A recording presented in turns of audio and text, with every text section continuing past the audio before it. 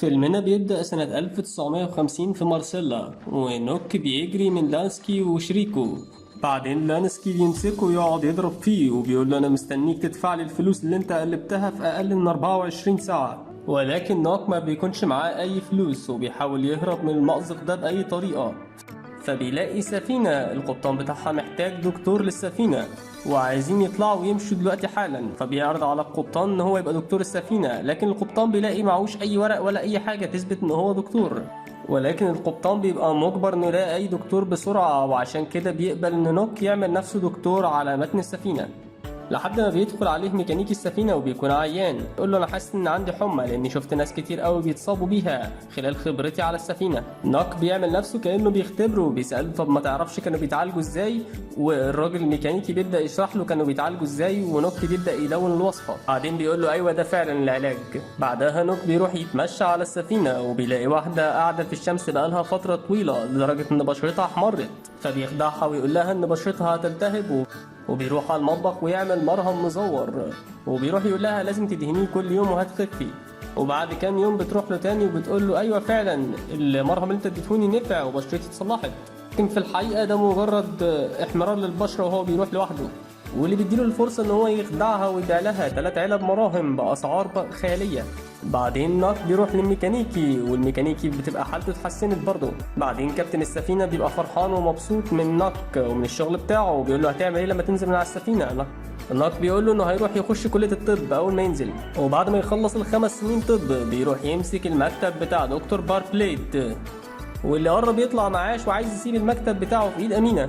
بعدين بيقول لساعي البريد روح قول لكل الناس اللي في البلده ان انا هعمل استشاره مجانيه اول مره، اللي عايز يجي يكشف يوم الثلاث يجي ببلاش. وبيروح يتفق مع صاحب الصيدليه انه يضحك على الناس ويشخصهم غلط عشان ياخدوا ادويه منه بشكل مستمر وهيقسموا الارباح بشكل متساوي.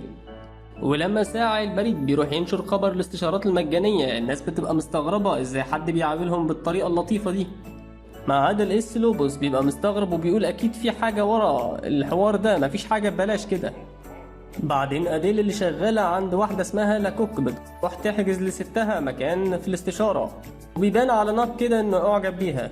بعدين بيبدا اول استشاره دي مع ساعي البريد، يقنع ساعي البريد ان الضغط اللي هو حاسس بيه ده في سبب خفي ممكن يتعالج وهيعالجه له مع الوقت. بعدين ناك بيروح للمدرسة المحلية وبيكلم الناظر برنارد وبيقول له انتوا ازاي ما عندكوش توعية لأهمية النظافة في المدرسة، وبيديله كام بوستر كده يعلقهم على الحيطان عشان يخوف الأطفال من قلة النظافة.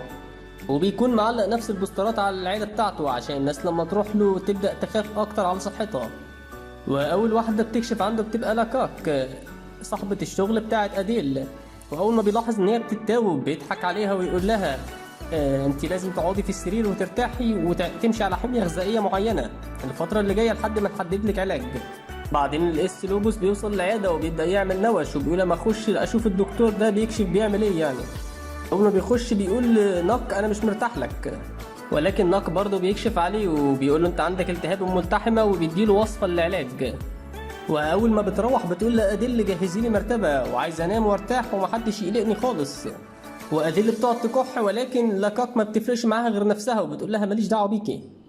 وبيروح لساعي البريد وبيقول له حالتك فعلا اتحسنت، لكن بيدفعوا تمن الاستشاره المره دي. وفي كافيه البلده الناس بتبقى فرحانه بشغل ناك وبتبقى عماله تشكر فيه، ما عدا لوبوس بيبقى لسه متضايق ومخنوق منه. ومن كتر ما الناس بتحبه واحده من اغنى اغنياء البلده اسمها اليزابيث بتروح تديله اكل وبتقول له انا عازماك على حفله العمده النهارده، وبيبقى باين عليها انها بتعكسه كده.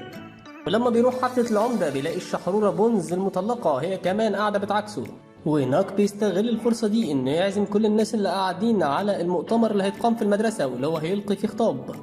وتاني يوم في المدرسة ناك بيبدأ يتكلم عن النظافة وأهميتها، ويطلب من الطالب ديديه يقدم لقدام وبيخليه يفتح بقه ويقول لهم العلامات بتاعت قلة النظافة بتظهر على البق هنا، وبيقول لهم ان ديديه مهتم بنظافته الفترة دي عشان كده ما عندوش حاجة. لان الشحرورة بانز بتبدأ تفخم في ناك قدام لوبوس وهو اللي بيصير غيرته وبيقول لها احنا عايزين نكتشف ماضيه كان عامل ازاي قبل ما يجي يبقى دكتور. بعدين ناك بيروح يكشف على لاكاك ويشوفها مشيت على الحمية الغذائية ولا لأ، وبتقابله أديل وبتقول له أنا عارفة إن هي ما عندهاش حاجة، ولكن أنت ذكي عشان قدرت تستغل الموضوع ده. وناك بيلاحظ ان اديل عماله تكح، بيقول لها بتعالي المكتب مره اكشف عليكي ومش هدفعك اي حاجه ما تقلقيش. بعدين ناك بيعرض على لاكوك دواء غالي، بيقول لها لازم تاخديه عشان تخفي، لكن بتقوم كده وتقعد تتمرن لحد ما بيبان عليها التعب، واول ما بتتعب وتقعد على السرير بتوافق ان هي تشتري الدواء وخلاص. وتاني يوم ناك بيروح يجتمع مع صاحب الصيدليه وبيقول له انا متاكد ان احنا نقدر نضاعف ارباحنا حاليا. وصاحب الصيدليه بيبقى قلقان لا يخسر الزباين، لكن ناك بيأكد عليه وبيقول له ما تقلقش. بعدين الشحرورة بونز بتروح لناك العيادة وبتقول له أنا عايزة 4 كشوفات في الشهر، وبتبقى بتعاكسه وهو بيوافق عشان خاطر الفلوس. وبتبدأ بونز تسأله عن ماضيه، لكن بيديها إجابات سطحية وبيمشيها. بعدين إليزابيث بتخش له وبتحاول تكسب بونز بأي طريقة لدرجة إنها بتقلع، لكن بيرفضها وبيمشيها. بعدين الحرامي لانسكي اللي كان بيطارد ناك بيخش على القس لوبوس وبيمسكه يخنقه من رقبته وبيقول له قعدني في الكنيسة لمدة أسبوع وإلا هقتلك. تاني يوم أديل بتروح لناك وبتقول له إن الكلب لاكوك عيان، فناك بيركز كده وبيلاحظ إن الكلب كتفه مخلوع، فبيعدل له كتفه والكلب بيقوم يتنطط تاني. أديل بتبقى فرحانة وبيقوموا يرقصوا سوا. لانسكي بيشوف ناك وهو رايح لصاحب الصيدلية وبيقول له أنا هفتح عيادة لنفسي. بعدين بيروح لناك وبيقول له فين فلوسي؟ طبعا ناك مش فارق معاه فلوسه وبيدفع له ضعف الفلوس اللي كانت عليه، لكن لانسكي بيبقى طمعان في أكتر وبيقول له عشان أخبي سرك لازم تدفع أكتر يا حبيبي. وبيكون خارج مع أديل لكنها ما بتجيش، فبيروح لبيت لاكوك وبيقول لها فين أديل؟ فبتقول له أنا عايز علاج تاني عشان الأول ما بقاش بيجيب نتيجة. وبتقول له ان اديل نايمه في السرير بقالها 4 ايام تعبانه، وبيستغرب ليه ما كلمتوش، لكنها بتقول له دي كانت حاجه بسيطه. فبيطلع يشوفها بنفسه يلاقيها عيانه جدا ويقول لها احنا لازم نعمل لك تحاليل دم. وبعد فتره بتوصل له نتائج التحليلات وبتكون سلبيه، فبيكتشف ان اديل عندها السل. بعدين ناك بيتصل بدكتور صاحبه وبيقول له هبعت لك اديل تتعالج عندك وما تقلقش انا هدفع كل المصاريف. بعدين ناك بيروح كافيه البلدة، ولكن لوبوس بيبقى هناك وبيقعد يقول له ازاي في ناس كتير عيانة الفترة دي، ازاي في ناس اكتر بدأت تعيا من ساعة ما انت جيت. ولكن صاحب الكافيه بيقول له تجاهل لوبوس، هو بس متضايق عشان محدش بقى يروح الكنيسة. بعدين ناك بيروح يوصل إليزابيث لمحطة الباص عشان تروح تتعالج، ولكن إليزابيث بتتضايق لما بتشوفهم بيبوسوا بعض. بعدين إليزابيث بتروح للإسلو وبتتبلى على ناك وبتقول ان هو استغلها لما راحت له العياده. بعدين لوبوس بيروح للانسكي وبيدفع له فلوس عشان يرضى يقول له عن ماضي ناك، وفعلا بيقول له الماضي بتاعه. ناك بعدين بيروح يشوف الاوتيل اللي هو هيفتح العياده مكانه، وبيلاحظ ان لانسكي مأجر اوضه هناك وبيخش له وبيكون لانسكي قاعد وبيقول له انا عايز فلوس اكتر عشان احتفظ بالسر بتاعك. بعدين لوبوس بيروح للعمده وبيقول له ان ناك بيبوظ البلده وان هو مشى اديل منها، وكمان استغل إليزابيث لما راحت له العيادة. ولكن العمدة بيقول له مفيش الكلام ده، أنا حتى عارف اسم العيادة اللي فيها أديل دلوقتي، وإليزابيث بتقلع لكله حتى أنا. وتاني يوم أديل بتبعت رسالة لناك تطمنه عليها. وبالليل لانسكي بيروح لناك وبيقول له فين الفلوس بتاعتي، وناك بيوعده ان هو تاني يوم هيجيبهم من البنك ويديهم له. وناك بيديله مشروب، لكن لانسكي ما بيبقاش عارف ان فيه برشام. وتاني يوم لانسكي بيروح لناك وبتبقى مصارينه هتتقطع، لكن ناك ما بيرضاش يعالجه الا لما بيمضي على ورقه فيها اعترافات بكل جرايمه اللي فاتت علشان يسيبه في حاله بعد كده.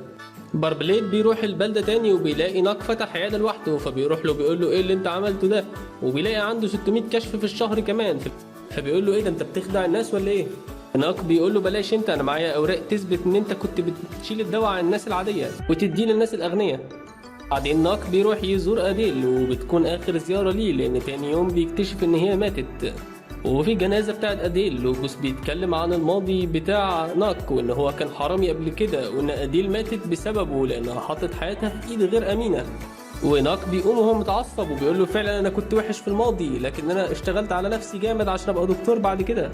سكان البلدة بعد كده بيتعصبوا على لوبوس وبيقولوا إزاي تتكلم عن حاجة زي كده في جنازة. دي بيمشي ورا ناكو بيلاحظ ان هو بيشيل حاجته وماشي من البلده، والسكان بيكونوا بيقولوا لوبوس انه خلى حياتهم احسن حتى لو هو مش دكتور بجد. ولما دي بيروح يقول لهم ان ناك هيمشي، بيروحوا يجروا بسرعه ويقفوا عند العربيه بتاعته ويترجوه ما يمشيش، وفعلا بيوافق يقعد في البلده وبيوعد نفسه انه هيبقى احسن بعد كده.